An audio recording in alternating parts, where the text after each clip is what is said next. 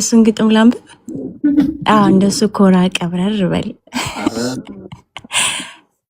እሺ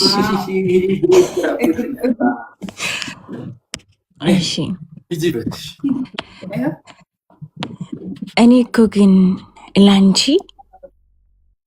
የተፈጠርኩልሽ ከግራ ጎንሽ በኩል ከወርድሽ አቻ ከምኞትሽ እኩል። እኔ እኮ ግን ላንቺ የባህር ላይ ሞገድ ከግብፅ እስከ መካ ይዤው እንድሰደድ በሻንጋይ መሬት ላይ ደመራ እንድናነድ የተፈጠርኩልሽ ተምዘግዛጊ እሳት የውስጥ ሽንግለት እንድቆሰቁሳት።